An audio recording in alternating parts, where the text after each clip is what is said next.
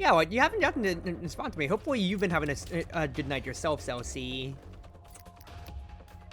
Okay, if I reduce my AP cost, I'm still gonna have to trend downwards, which is the annoying thing. The best thing I could do, though, with Jeff D is... if I sonar scanner this, reduce the AP cost for each tile by 1. Jeff D can move up and still take a shot. She might get hit by the sniper, though, but I can just put the camouflage standee.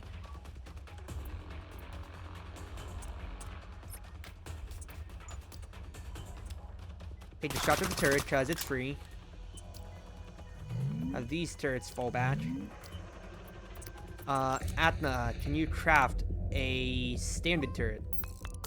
Thank you, that's wonderful.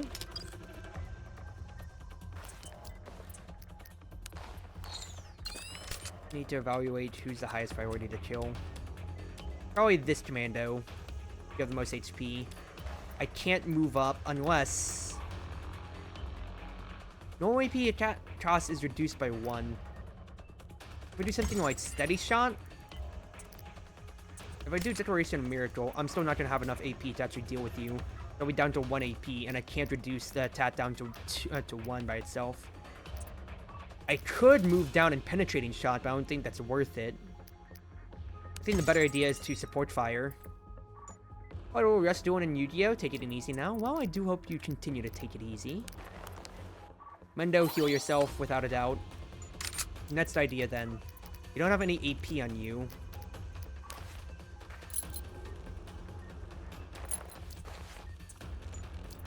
I think the idea here could quite literally be Mendo moves up, like, right here.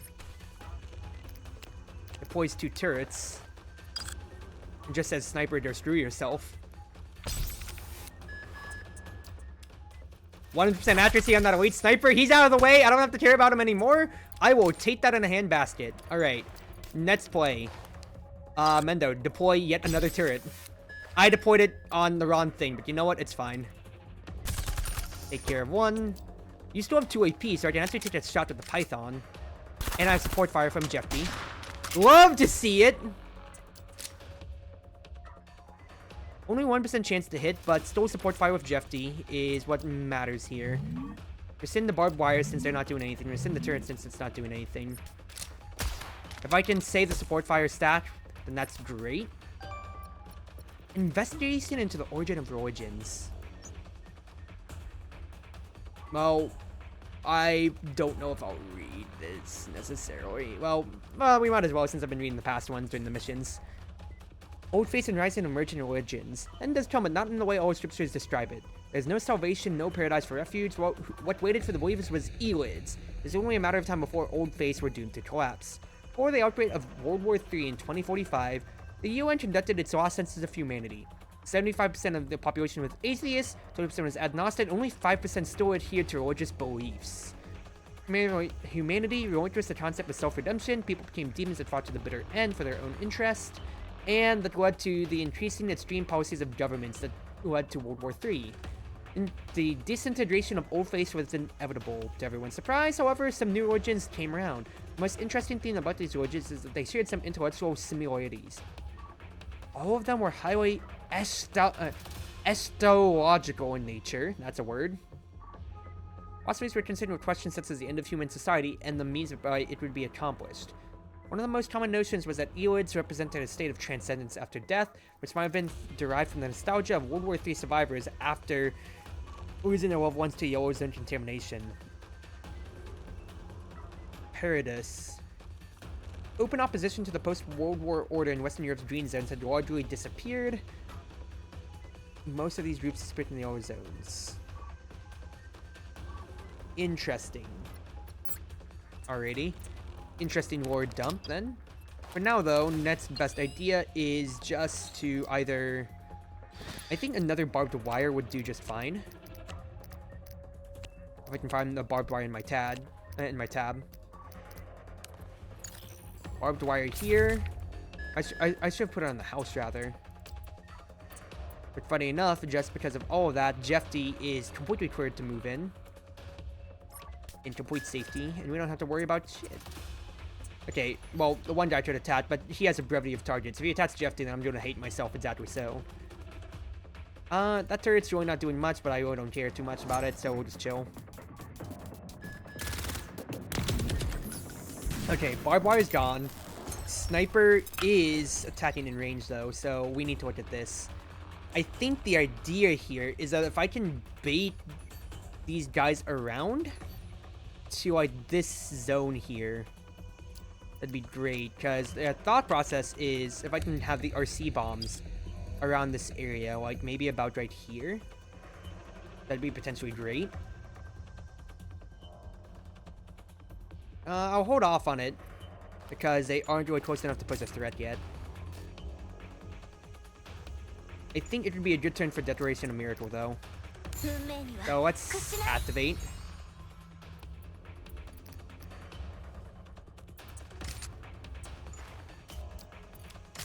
It's 3 AP for a shot each.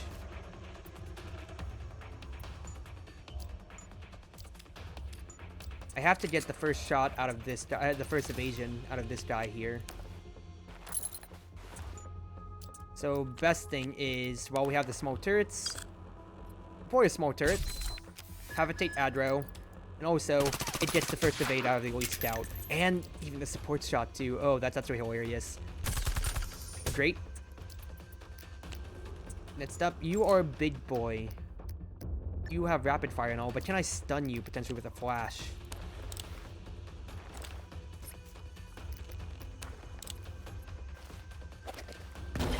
I can stun you too with a flash. Great! Oh, Atna, you really had to miss there, didn't you? It's fine though, it's fine. Mendo, I want you to move up. Take a shot. Take a shot. In that case, then Jeffy. All yours, baby girl. 1, 2 with Declaration of Miracle. And then resend these turrets for the meantime. The bottom half is totally fine. I don't have to worry about Big Boy yet. Yeah, these guys are just taking damage from the Aphelium, so honestly, no big deal. Jeffy would be in range, so I think the idea would be target lock on with Mendo. If I move over here, I do have Python shots. So hit you with that. You are locked onto to where Jeffy can just take 2 big pot shots at you. You'll love to see it. Actually 3. Lovely. Lovely, lovely, lovely. Get a stock. I'm going to rescind this turret. Atna can get these resources. A grenade. And then we will set up our new defensive perimeter here. So, ideas. Put barbed wire on the safe routes.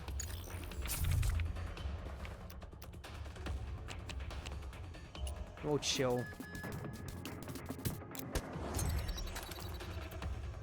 Yeah, I want Jeffy to be lined up and ready to strike them here in the woods. Mendo can move up slightly, but the main idea here is just, yeah, have my ambush basically ready. So 1,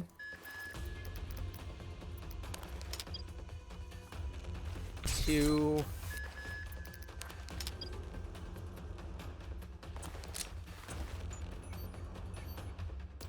it can attack all around, but no big deal. 3 turrets, just to have.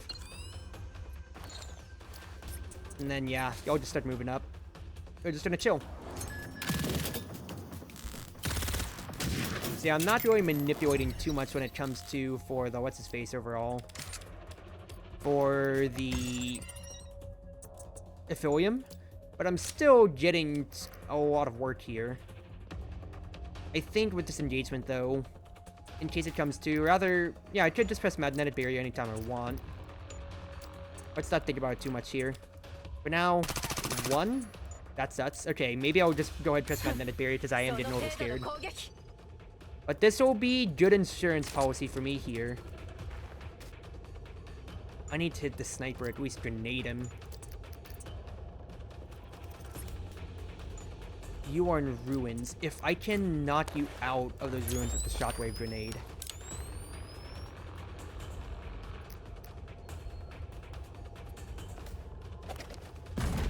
Great. I may have knocked you more out of range, but you are out of the ruins, which is big.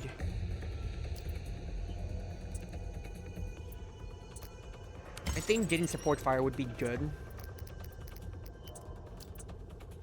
And then the idea that I want to run with here is something like this. Have my Python, take a pot shot, that way I get rid of that stat for you. That way I get rid of the defensive stat. Next up then. Atna, I want to put the standee here. That way they'll all look to fire at that instead. Stout's higher priority to kill. Great. There's no more support fire stats that I have.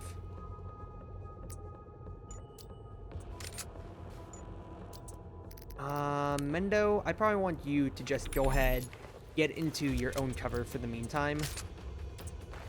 If Jeffy moves up, these guys are gonna look at the standee first, and we still have the damage reduction. Don't care much about that. I want to get rid of the sniper. Great shot, great shot.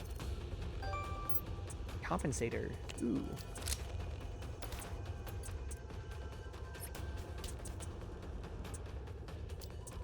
She's standing in a snowfield by herself.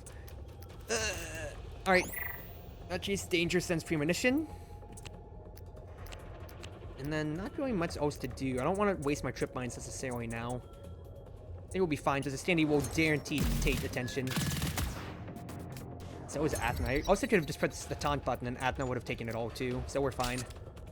What does the commander do again? You... increase evasion by 40 to allied units within 2 tiles. Well, in that case then, die. Die. Die. Perfect. You'll love to see it. Jeffy just absolutely popping off. Move up. Have Atna just press the taunt button.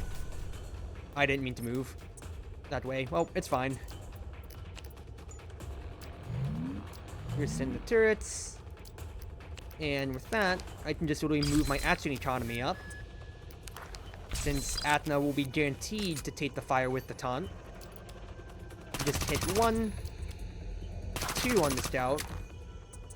And we are very, very chill. Actually very nice. I'm not going to get the little requirement thing though, but it's whatever. But I will actually get the supplies up here, funny enough, at the end of the day.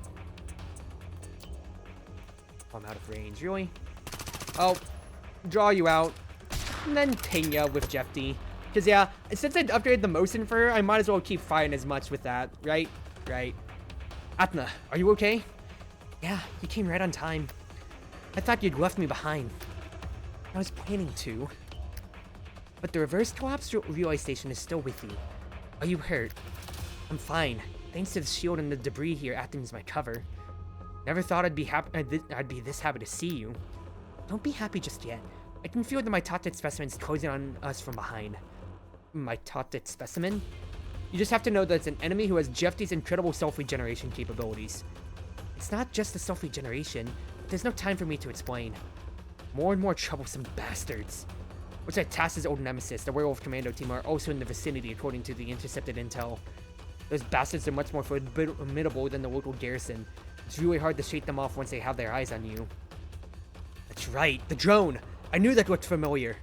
Why wouldn't their special forces be here? Are they a big deal or something? Their werewolves are the creme de la creme in the URNC army. Both their skills and gear are top-notch.